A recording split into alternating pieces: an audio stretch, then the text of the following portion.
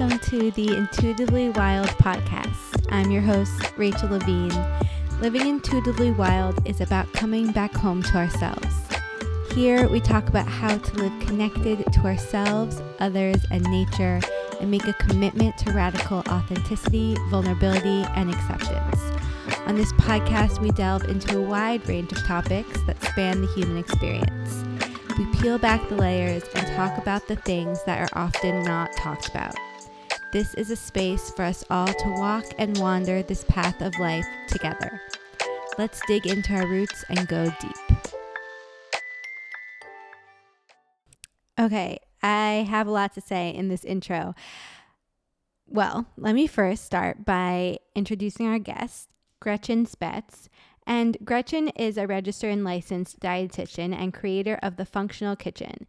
She has a passion for nutrition and has had her own struggle with food and body and fatigue and anxiety and digestive problems, which ultimately led her to find functional nutrition and taking this food as medicine approach to diet and health. This led her on her own journey and ultimately led her to starting her business and creating her own philosophy around what healthy really means. And what I want to say before we start this episode is that I wanted to approach this conversation with a lot of intentionality and awareness. I, for those who are new to the podcast or new to me or don't know, am in recovery for an eating disorder. It has been a huge part of my life. And I also know that there are people listening to this podcast who have their own stories with eating disorders, and probably even more people, if not everyone, who has some sort of disordered eating or story or attachment or situation with food and movement and their body. And it is so important to me that any conversation I engage in around these topics shifts the narrative that our world has created around all of this and allows people to feel more connected and more free to live their lives how is right for them and less attached to the noise and diet culture and any shame or guilt or fear or anxiety or anything that our world tells us to feel around food and our bodies. And I also think it's still important to have these conversations because we can't just ignore them and run away from them because this is the world we're living in. And if we want to change the conversation, then we have to have the conversation. And Gretchen has a really beautiful approach, especially for people who do not have a history of an eating disorder and who are just looking to create their own definition of healthy and really find a way to show up with food that is right for them. I am so grateful to Gretchen for having this conversation with me and really going there and being open-hearted and open-minded. And I think that it is a really important conversation for us all to listen to. But with that being said, if you are knee deep in recovery, or if you know you get easily triggered or activated or overwhelmed by these conversations, please do not listen. It is not important, it is not necessary, and it is not helpful. It is also not the only thing we talk about in this episode. It's only a small piece of the conversation we have. So just check in with yourself, see how you're feeling, see what you're needing, see what is right for you in this moment. And if you have any thoughts or feelings or insights about this episode or anything we talk about, I would really, really love to hear from you about this one. So please reach out and let me know. And now let us get into the episode with Gretchen. Gretchen, welcome to the podcast. Thank you so much for being here. Rachel, thank you so much for having me. I'm so excited to talk nutrition and herbalism and human design and just being intuitive and meshing all this beautiful stuff together with you. Yes, I'm so excited. Okay, one question I like to start with is, what is something you wish people knew about you that you don't think many do? I think it's so interesting. After being a dietitian in in kind of the wellness space for almost, oh my gosh, for 13 years now. Mm. People often think when they meet me or they're working with me that everything just comes easy. Like eating healthy comes so easy to her. She talks about stress management practices. That just happens. And I don't think people, and I think sometimes don't do a great enough job kind of highlighting that, I've had to work at all of this stuff too. I'm just like you. I struggled for a long time doing the wrong things, trying to be healthy and manage my nervous system. Like when I was in college, I went through a really significant breakup and I started training for marathons because you can't cry when you run. And I was like, oh, this is just how I'll deal with it, which, not an effective stress management, nervous system management tool. I never like fully, it took me a little bit longer to process all of that. Um, and when we think about, I talk to a lot of people about emotional eating, and I think what's important that everybody knows about this is that almost everybody emotionally eats. It's a normal reaction to reach for food when you're feeling happy and when you're feeling low is a way to get back into your window of tolerance. It releases, especially when we're reaching for stuff like sweets and when we're reaching for salty, crunchy carbs, these things produce a lot of dopamine, and dopamine often brings us back inside our window of tolerance so we can continue moving on and feel good. And that's totally normal. So many people are like, oh my gosh, I'm a weird person that emotionally eats. And so this is my second one. Everybody emotionally eats. Everyone should know that. And I'm no exception. So working through my own relationship with food and finding more outlets to regulate my nervous system beyond food, and also being okay when food does become an emotional eating situation for me, being okay with that has been part of my work. Yeah, I think so many people don't realize that often our message that we share with the world is what we've gone through or what we have worked on in our own life. And because I get that a lot too. You're so calm, you must never deal with anxiety. I'm like, no, that's not it at all. I had to Right. develop these tools because I do, deal with anxiety, and all the things that I help people work through has been a part of my own journey. And since you started touching on this, I want to delve into that nutrition aspect a little bit more. First of all, there are so many people preaching different messages about health and wellness and what that is and what the right thing to do is. And I'm curious if you have a definition of what healthy means to you and how you have developed that for yourself. That's such a great question. I think what healthy means to me is about number one, being in a place where your body and your brain are playing on the same team. And in so many different health situations, whether you have an autoimmune disease, that's a really great example, or IBS or something like that. Often people feel very frustrated with their body and feel like their body is working against them.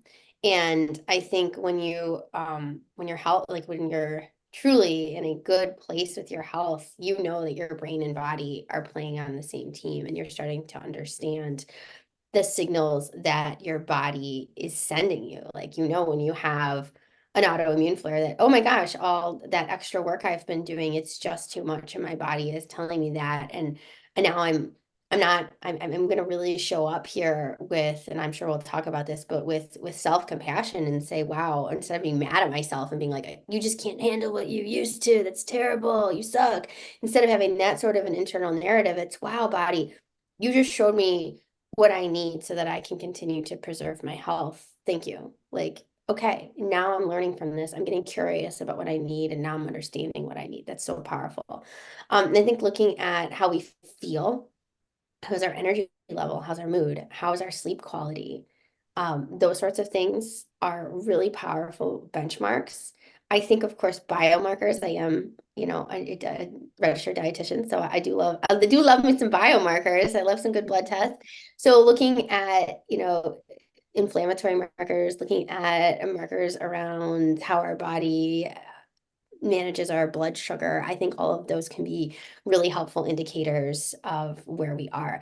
I think something like how much muscle we have is far more important than looking at the number of pounds somebody is on the scale, because we're looking at, your muscle mass, which is so pro health in so many ways. We can get more into that if we want. But looking at many different things, I think health is a spectrum too.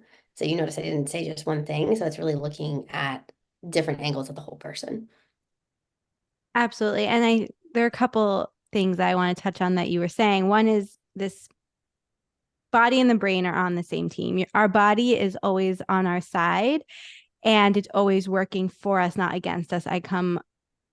This comes up in a lot of conversations with my clients as well, people feeling betrayed by their bodies. And I've definitely felt that, you know, and also our mind is on our side as well. I've had the conversation on the other end of the spectrum where people feel like their mind is running the show and their anxiety or their thoughts are forcing them to act in ways that are out of alignment or self-sabotaging. And, you know, feeling angry at their mind and their thoughts and their feelings, but it's all different ways that our system is trying to care for us and protect us and show up for us. And learning to understand what it's trying to say on a deeper level is how we work with that, instead of taking those thoughts as facts or instead of not trusting our body, we just learn to understand it and understand the message for what it really is.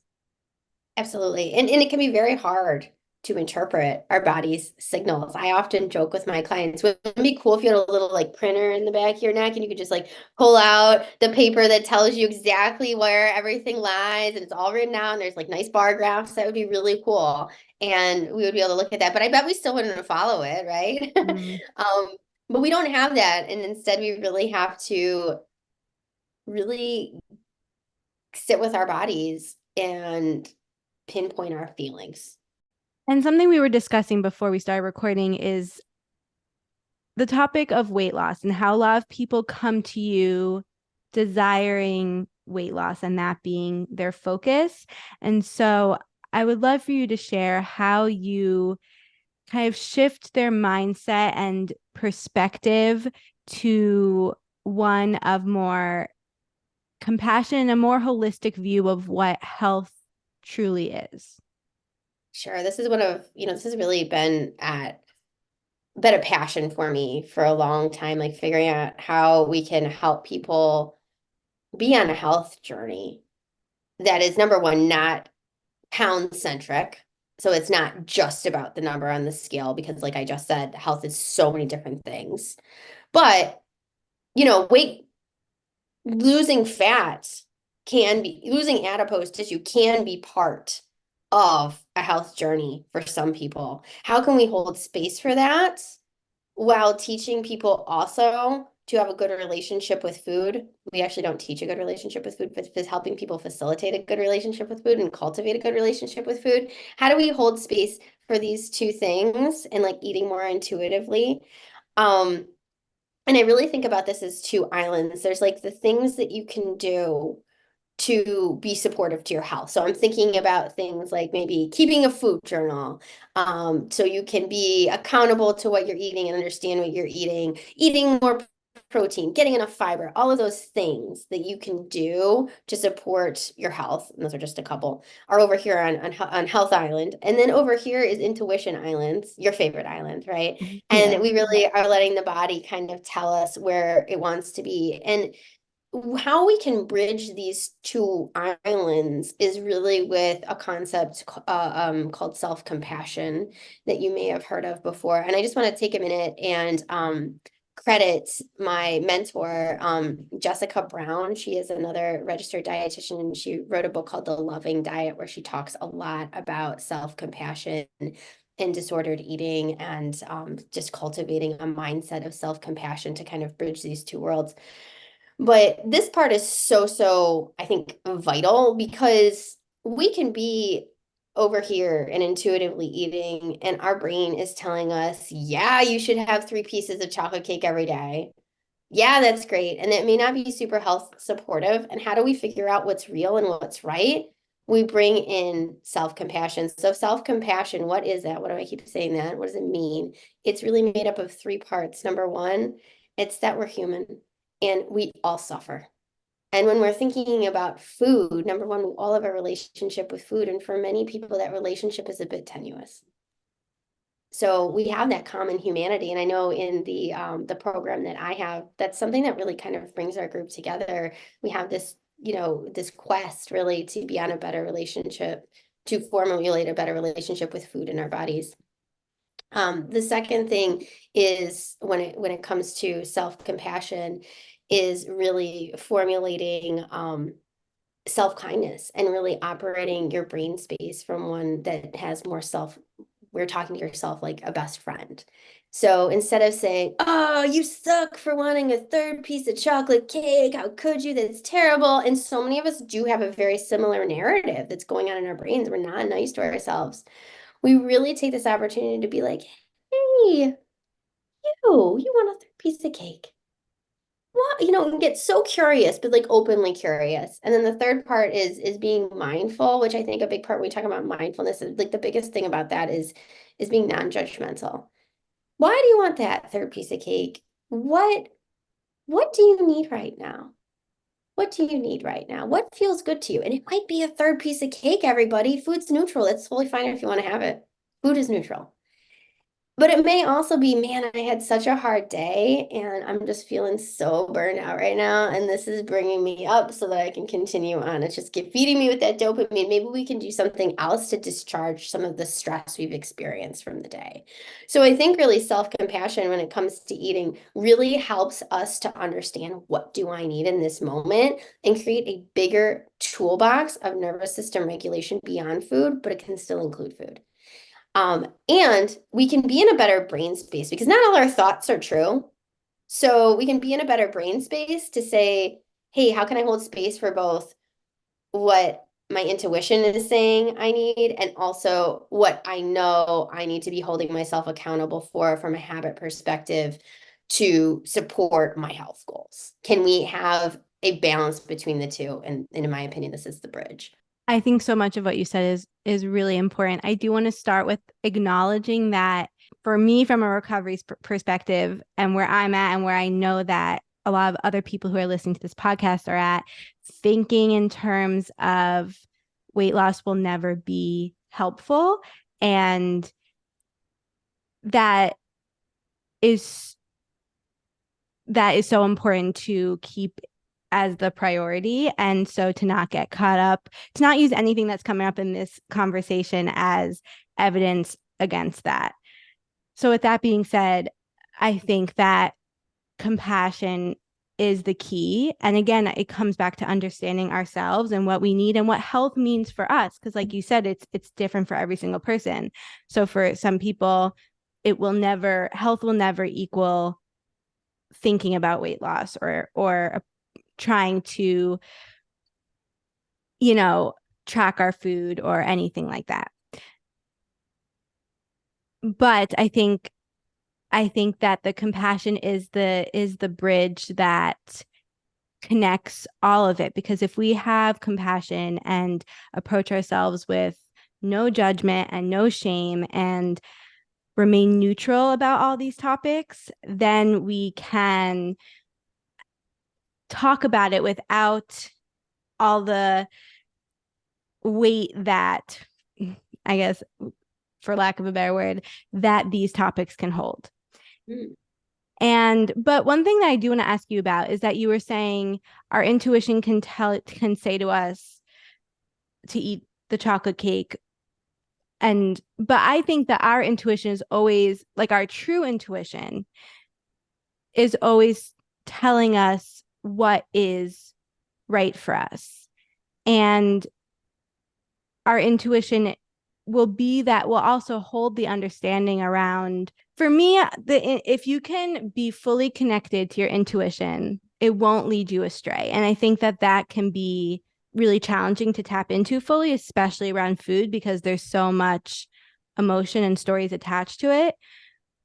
And yet I think that our intuition if we can tap into it, will lead us to what is right for us. So I don't think our intuition would tell us to have a third slice of chocolate cake if that's not what we genuinely need. Does that make sense? Do you get what I'm Totally. trying And to I say? think this is where I think self-compassion really comes in because I think our intuition can get clouded by the stories we're telling ourselves, and we come up with these thoughts that just aren't necessarily true. And I think when we're asking ourselves, really holding space for ourselves, taking that moment to notice and pause and ask, what do you need? And whatever you need, it's okay. And giving your body like that permission, whatever you need right now, like just let's explore what that is. Whatever you need, that's okay. That's really powerful because it really opens the door to not just thinking in black and white, like, yes, I can have this cake, or no, I can't have this cake, but like really exploring what's going on with you. And it's always so much bigger than food. Yes, exactly. And it can be so hard. This is why it's so hard to eat intuitively because we do have all these stories and attachments. And, my whole business, my whole life is built off of living intuitively. And yet, I would say, because of my past and my recovery, eating intuitively, anything intuitive regarding my recovery is the hardest piece for me to listen to my intuition. And so we sometimes do have to dig a little deeper and have that conversation with ourselves and be really, really gentle and compassionate with ourselves to figure out what we need most in this moment. Totally, totally. And just to say a note on the, my little island analogy, Health Island is going to look very different for every person. And this is where you should really be working with your healthcare team to determine like what makes up your health island. Because what my health island and what I need and what I'm looking at might be very different from what you're looking at. And a big part of this work is also appreciating all of our differences and being unique in how we approach our relationship with food. We all have this incredibly unique relationship with food. We have an incredibly unique relationship with our bodies. It's all a little different. And our health should be a little bit different too, as far as what we're looking at.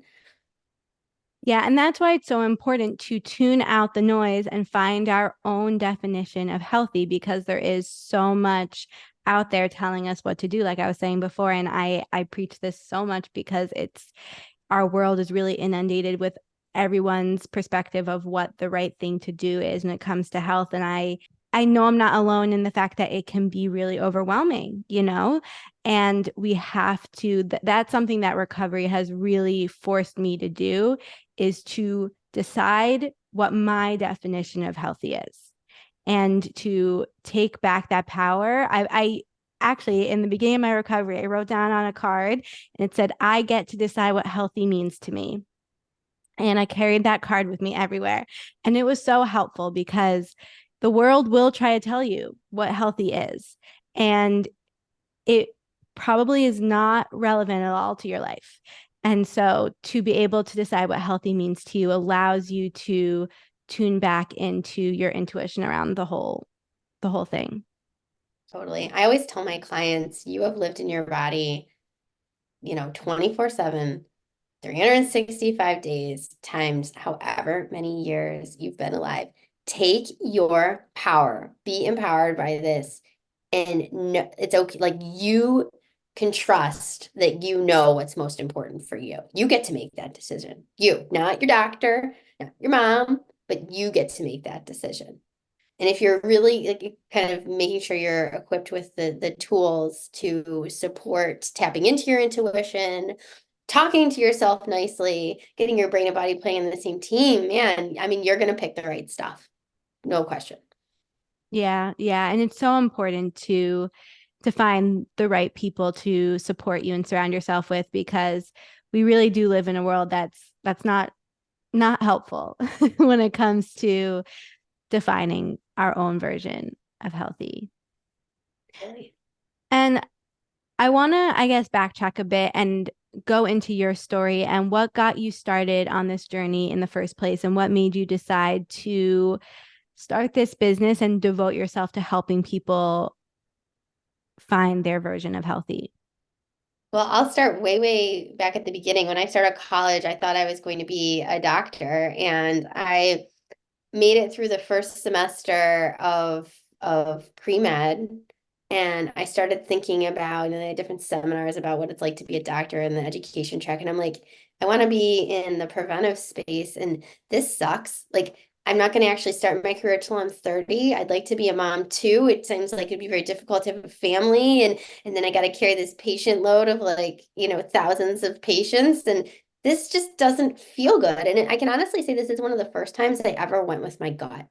I didn't know what I was going to do next, but I dropped the pre-med, and my parents were like, "What are you doing?" And I was like, "Oh, I'm going to be an English and history major, and I'm going to minor in art history because I love that stuff and it's awesome." And they're like, "Ah, this doesn't sound like a great career move." Like, but they were very patient with me, and I can honestly say that was probably like the first time I just knew in my gut, like, this is not for me. Like, I'm not going to be happy here. This isn't right. So I didn't become a doctor, obviously.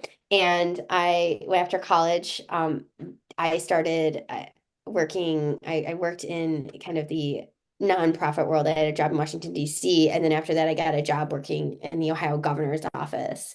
And I was doing a lot with different programs. The office was the faith-based and community initiatives office, and we'd run different programs giving grants to organizations. And the one I worked on was for a summer food service program grant. So you could have like summer food, USDA summer food service program stations in different areas to feed kids in the summer. And it was really a cool project, but I hated my job. I hated being in politics. I had a breakdown one day and I was like, I'm just tired of working with paper and not people. I want to work with people. What do I do? I love food. Should I be a chef? And then I found this dietitian role, and I'm like, I've never even heard of a dietitian before. It's like 11:30 p.m. and I'm Googling like crazy. And I remember thinking like a chef could be cool, except I'm not a night owl and I don't love, well, I'm sure we'll talk about this.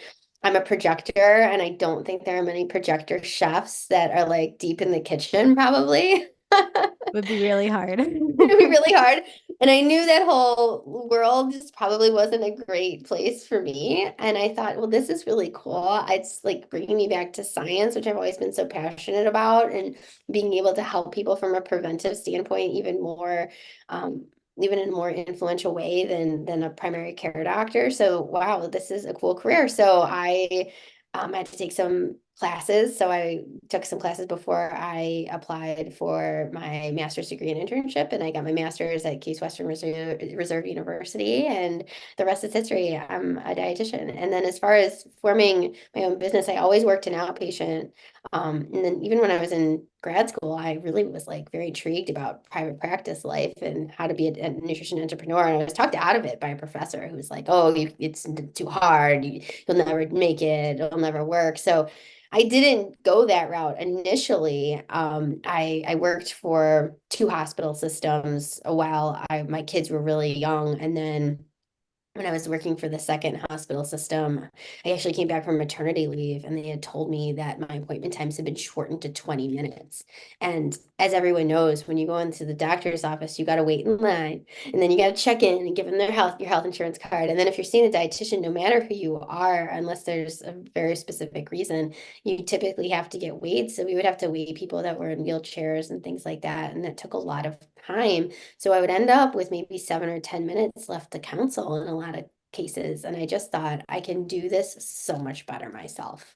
So I did. And within 5 months, I recouped my salary that I was making at the hospital. I was only working part-time. So, but still, it was great. And I turned in my resignation and have been working on the functional kitchen for the past 6 years. And now we have a little team. We've got two other dietitians that work here. And I just love being able to support the profession and support people in a much more meaningful way. We cannot get that far if I can only see you for 20 minutes once every 4 to 8 weeks. It's just not what we need.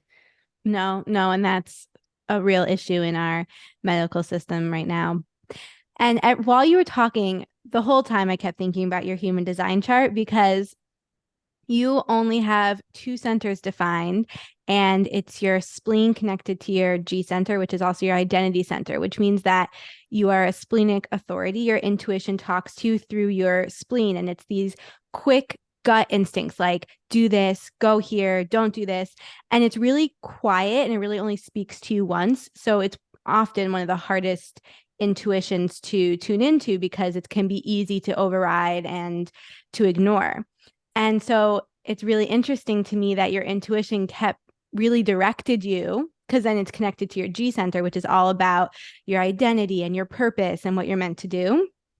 And so when you're telling the story, your intuition, your spleen was clearly trying to tell you something and give you these quick hits of wisdom and guide you. And when you were able to listen to it, it led you to this purpose, this business. And when your um, professor told you not to follow this path, and it was easy for you to override this, but it brought you back. Eventually, you brought yourself back to your path. And it also made me think about how we think that we are told that we're supposed to go to college and get the degree and that will lead us to the job that's in alignment with that degree, and it just like is all a straight path.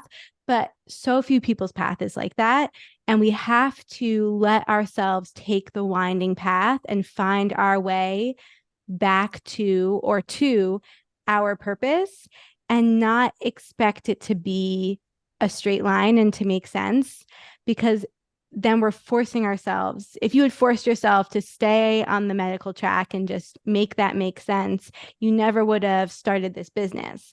And so we have to let ourselves, you know, just follow our own path and not need to know where it's going to end up and just let it lead us to where it needs to. Yes, 100%. And you're so right. I just learned something new. But you're so right. It's so hard to interpret my intuition sometimes. And I went for a very long period of time overriding it like crazy. And but when it doesn't speak actually, it never speaks, but it's like a punch. It's like no or yes or whatever. Mm-hmm. So really tuning into that is a work in progress for me, but it's important. And now it's just kind of figuring out because I always want to know, well, what do you mean? And like I said, the spleen does not talk. So just figuring out how this is going to help me connect to my purpose is always kind of what I'm still, figuring out. Yeah, yeah. And that's why for people who have this splenic authority, I always tell them to write down whenever they get that hit, whenever their spleen tells them something, just to write it down. And that builds up the evidence and the connection to it because, like I said, it does often just show up once and it's really quiet and it can be harder to connect to. So having that written evidence can help bring us back there and to just try to follow it and trust it blindly, even if it doesn't make sense at first, because it will eventually. On this human design topic, when you learned about human design, how did it help you learn more about yourself and understand yourself better? What did human design do for you? It really gave me the permission to stop the permission. I always felt really bad. It gave me permission. Let me start there. I always felt really bad. I remember in high school, I was one of the top people in my class, but I remember everybody took this computer science class, AP computer science class that was going to jack up their GPAs, right? Theoretically. And as long as you did well in the class. But the class started at 7 a.m. So it was like an extra class that you had to take. And it also was something I was completely uninterested in. I don't care about computer science. I never have. And I opted out of taking this class. Everybody else was like, "Oh yeah, I'm doing this. Got to support the GPA," and I was like, "No, I'm not doing this." So I didn't do it, and I felt terrible for it. And I remember there's been several times in my life where this is a pretty regular occurrence where somebody's doing something and I just won't want to do it because I will need downtime. And I always just felt like I was a bad friend or lazy or, ridiculous or whatever. And really learning about being a projector kind of helped me realize that no, this is who you are and nothing's broken. This is totally okay. I've also, ever since I started working, I've been very anti like an 8 to 5 schedule. I hate that schedule. I was always trying to figure out ways around the schedule and not like in a way where I wouldn't do my work, but just ways to not have to be at a desk for 8 or 9 hours. So, I always felt like I was a little weird in that respect for wanting to buck the system in that way. But it's really just how I tick. Almost everyone I talk to says that it gives them permission. And it's so true. For you, only having two centers defined and being a projector, you really do need that downtime and that rest. And having a two in your profile, like you need your alone time. You need to be able to do your own thing and be in your own flow and have that freedom. And again, just another example of you trusting your gut instinct, even though it didn't make sense or wasn't what everyone else was doing, led you to what was truly right for you. Another thing that I'll say too is kind of learning about my human design helped me realize because I'm a very big picture person and I love figuring out how we can do things better or we can get innovative about something and really looking at like a big picture, visions. And I honestly thought I was just kind of full of BS and like who's Mm. going to listen to me and blah blah blah. And um now like knowing that it's like no, this is really valuable, like this is a really valuable part of who I am, and not dimming the light on this side of me is something that, again, this learning about human design kind of gave me permission to do. Yeah. Yeah. Again, yeah. Not shaming ourselves, not making ourselves wrong for being different. And that brings me to another question, which is what is something that you used to feel shame about and have worked through or learned to accept or love or embrace about yourself? I think it's the biggest thing is my need for breaks. And it's definitely still a work in progress. I just recently was feeling super burned out and overwhelmed and just like out of joints. And that triggers a lot of anxiety in me personally. And I was really proud of myself because this time I was really vulnerable with the people I needed to communicate this to. And this is a me problem because I'm in charge of my own schedule and things like that for the most part, which is I'm so grateful to be an entrepreneur and be in that space. But I reached out to a friend and colleague in a similar position and was like, "Hey, how do you do your schedule?" And I find myself falling into these old patterns where I'm like, oh, I can just cram in as much as possible. But the older I get and the more I just come to terms with who I am, the more I can't do stuff like that and feel good. So I completely redid my schedule, built in more breaks, really like looked at how I was creating my to-do list so I didn't have these overflowing to-do lists. The work will always be there, but knowing that I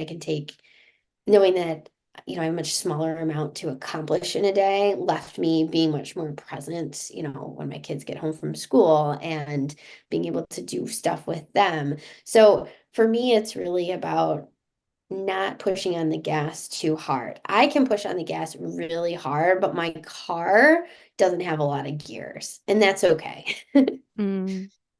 Yeah, that's so important. That comes up for everyone, especially for non-sacral beings, which is projectors, manifestors, reflectors. But honestly, everyone is just not feeling shame for needing to rest and for letting ourselves rest and for communicating that we need rest and for prioritizing it in our schedule and making our lives work for us. Like, why do we have to work 9 to 5? Like, who decided that, and who gave this person the power to say this is what everyone needs to do or you're failing, you know? Obviously, it was a generator. Yeah, it definitely was.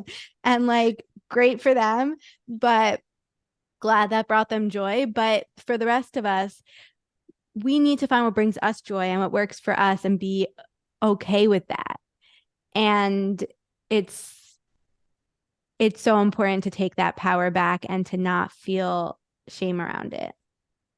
Totally, totally. My husband is not into human design, but he's like peripherally interested, but he is the ultimate projector. And Mm. for a long time, as I'm fighting my way of being, he's just like laying into it, which is so great because he's ended up being a really good role model in that sense. The man is definitely not afraid to take breaks. He's definitely not lazy either, because I was always afraid if I took too many breaks, I would become lazy. And um, he has always lived like giving himself permission to have unscheduled time and take breaks and not plan everything. And it's still work in progress for me, but honestly, being in partnership with somebody who does it really well is a positive thing. And that's what projectors are here for. They're here to show us that we are allowed to rest and we are allowed to work differently. And when there's a projector, when there's any type, anybody living in alignment with their design, it is such a beautiful thing to witness. And it really does rub off on you and help you own that for yourself. Do you know what your kids' designs are? I'm curious what type they are. Yes. So they're actually, I think I may have written this down too. They're both projectors too, or like the projector family, which is so funny. Wow, that's amazing. So you can help them embrace that within themselves too. But it's interesting to watch them and the way they take breaks and the way they do things. My oldest, when she would come home from kindergarten, she's now in third grade, so this doesn't happen anymore, but she would have a meltdown every day. Just a total meltdown. And I think it was just so much on time for her that she had to let loose. She was always very good at school. She held it together at school and was on her best behavior and very focused. And then she just had to like discharge all of that and then Mm. rest. We really try not to do a lot of activities that start immediately after school ends because both of them hate that. And then my other daughter, it's really funny and just to see her naturally, she'll just sneak away and go play with her stuffed animals and have a very quiet game. Um, but they both kind of march to the beat of their own drum when it comes to how they like to play and live and work and all that, which I guess we all do. Yeah, but when we're kids, we're able to tap into it more freely, and I love that. And now I want to look up everyone's chart in your family, but that's so beautiful, and it's so cool to witness them just doing their own thing and naturally aligning with that. It is. And I hope to encourage that. Certainly this wasn't a thing. I'm 40, so this was not a thing when I was a kid that my parents were ever talking about. It really wasn't something, it was like, okay, you're here, like you go to school and you do your work, and then we come home and like you better fit into the mold versus creating a mold that fits around you. I really hope to encourage them to of course, like respect, being present at school and things like that, but understand that you can fit the mold around you as well, as far as Yeah. how you decide to do things. How does your connection to your intuition feel in your daily life? And how do you work on strengthening that connection for yourself? I'm going to sound like a broken record a little bit, but I hear my intuition when we're quiet, unless it's like a really big, like you better pay attention to this, like, and it's Mm. a big thing, like, maybe you shouldn't be a primary care doctor. That was a big one, but really tuning in and being quiet. I swapped out a couple years ago. I stopped running and started just walking, which I have hypothyroidism as well, and just for my overall health picture, that has been a one of several game changers, but really important part of my health picture. And not only is it just great to be outside, but being outside and being able to have that space where you're not really activating your nervous system as much as you are when you're running, um, gives me that quiet time in that space to really kind of, I don't know, let my intuition lead the show. And just it's not really, I mean, so much me tapping into it, it's just being quiet enough to hear it, Mm. quiet enough to feel it, because it's very much a feeling thing. Um, and for me, the work is always being a mom. And my kids are 7 and 9, and so I've been a mom of young kids now almost a decade, and they're getting older, obviously. But that plus owning a business and being like the primary house manager and things like that, like being part of a larger family unit.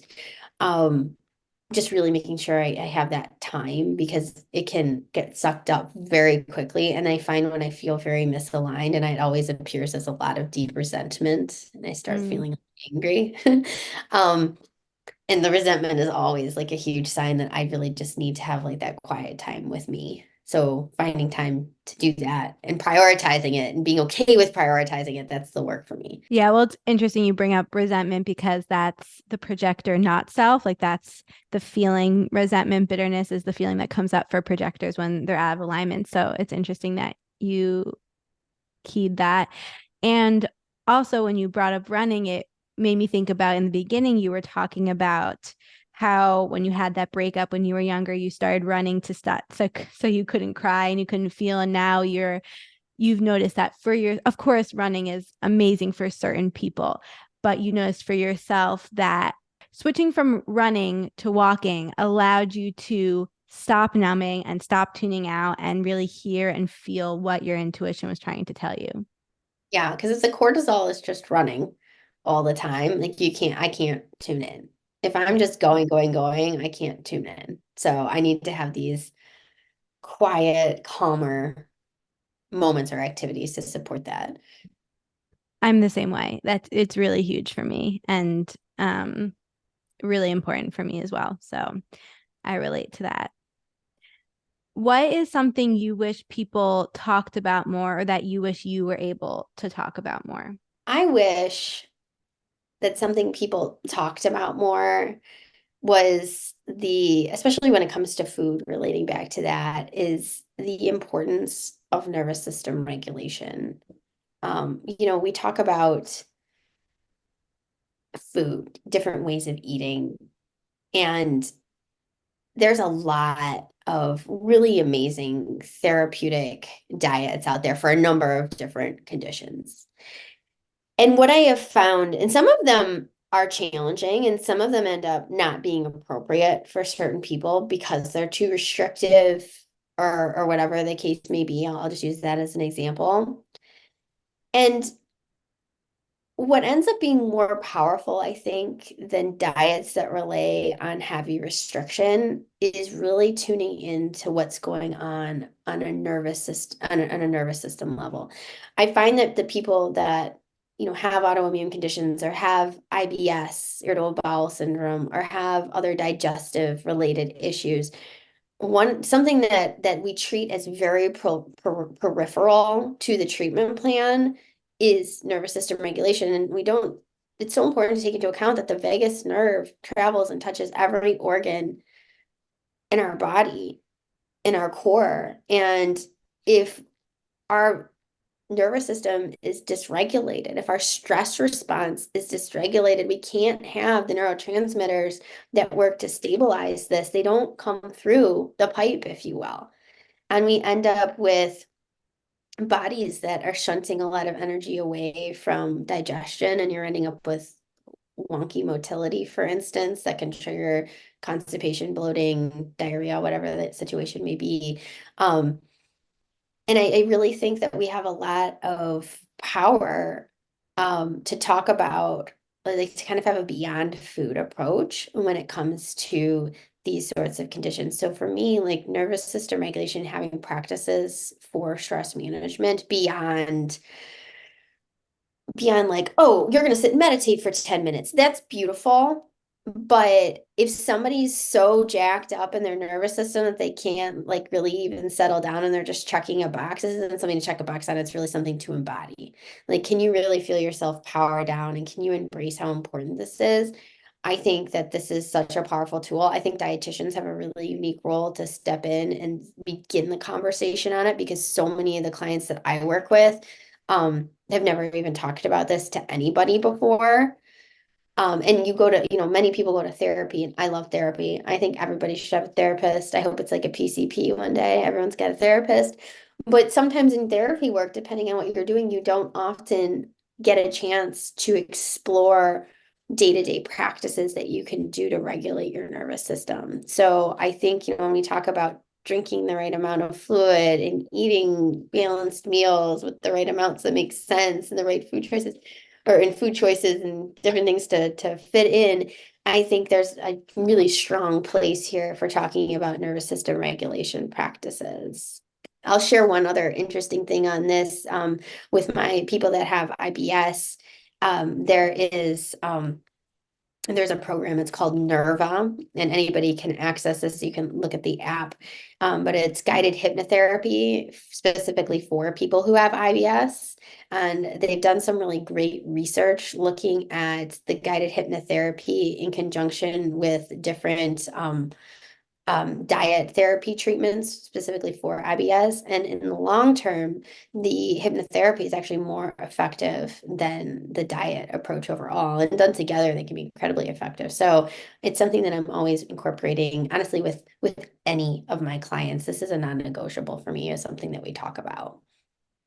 I could not agree more. I'm so grateful that you brought this up and that you delved into that because I think it's so important, especially when we talk about food and body. And, nervous system regulation is becoming more of a hot topic these days. I'm grateful for that, but I do think it's still missing in this food conversation. And I think it's so important. And it's especially for me, it's been especially powerful because in human design, my digestion type is calm. And I have seen this show up in my life so much. I need to be calm to be able to eat my food. And when I look back on my past and even my eating disorder history and trajectory, it makes sense. It lines up, how when I'm overstimulated or anxious or overwhelmed or just surrounded by too much external stimulus, it's so hard for me to take in food. And so I have had to prioritize in my everyday life, constantly grounding myself and regulating my nervous system. And really, like you said, embodying that as a practice in my daily life, especially around meal times. And it has really changed my approach to food, how the food digests and feels in my body. And, you know, this isn't just for people who have calm digestion and human design, like it's for everyone. It can really change it can really change your relationship with food. Totally. This is something I talk about all the time is there's really good research on this. This is interesting for you, but people that are able to really sit down to eat a meal. And one of the things they looked at was 5 full breaths in and out prior to beginning to eat your meal, which interestingly matches up with a lot of prayers that religions will have as part of a before meal prayer, which I Mm. just think is a side note interesting. But when people do that, because they're stimulating their body first through smell, actually, as you're taking the breaths, that triggers a better release of digestive enzymes. So you can actually digest your food versus if you're like, I'm in the car and I'm grabbing this thing and I'm eating it while I'm driving and there's tons of traffic. You don't have that moment of connection to cue the body and that, yo, we're eating here. Like we are doing this. We are sitting down and we're eating. And you don't, and this is where I think this is one of the reasons I think we see, it's one of many reasons. I just want to be very clear about that. But our fast pace of life does contribute to digestive issues, seeing more and more digestive issues these days. Yeah, yeah. And sometimes you just got to eat. It can't always be perfect. It can't always Yep. be calm and grounded. Like that is really important to bring into your life as well. And at the same time, honing in on those practices that really support you. And I love that you brought up the deep breaths before eating and how that connects to prayer. And I've been making more of a conscious effort to just express gratitude before I eat and to really take time to acknowledge like I'm eating now and that is such a beautiful thing has been helpful for me. I think like a lot of that comes back to being intentional, like living intentionally is about being present and aware of each moment as we're living it. And so when we're eating and we are taking that in and we're really being with the food, not in an overly obsessive way, just being there with it. And it can really impact us. Totally. And I love what you said. You said something about, I'm paraphrasing, but this doesn't have to be perfect. Sometimes you do have to eat on the go, and that's fine. Totally right. And for all the caregivers that may be listening to this, having gone through life with babies and toddlers, it's almost impossible to eat in a calm state when you have tiny little kids, and that's okay. You just do your best and you really savor the meals where maybe somebody else is getting up from the table and getting them the 8 million things they need, or you do have space where you're on a date or something like that with your partner and you're able to eat at a restaurant, but really making those times matter. You get to slow down a little bit, but if it's not perfect, it's okay. And that's why not only is our definition of healthy different than everyone else's, but our definition of healthy will change throughout each phase of our life. And Yes. we have to be understanding of that as well and let it change. Uh, and that has also been something that has been important for me to integrate into my life. Yes, 100% agree with that. This is why something else you sort of alluded to, we kind of went a different direction a little bit ago, but I really think it's important not to have a diet dogma, like, oh, vegetarianism's the way to go, or keto is the way to go, or whatever any of these named diets are. I really think that you should be the person that's creating the diet that works for you. So if it's Mediterranean with a little bit more grass-fed beef, or I'm making things up here, and you should allow that definition to shift, because our food, like I said earlier, food is neutral and food also doesn't define us. We shouldn't be grouping ourselves in categories like, oh, there's the vegans over there and there's the carnivores over there. Like, we should be eating in a way that we can fuel our body best. And that's going to change depending on your phase of life. Yes, how to not let our food define us. That is huge.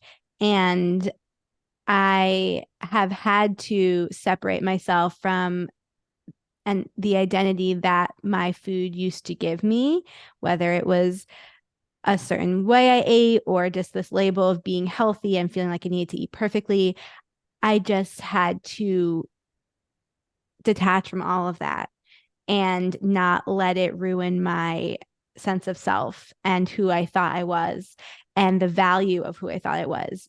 And I love how you've said repeatedly food is neutral and it's not doesn't define our worth or our value or anything. And if if we let it define us or become our identity, that is unhealthy.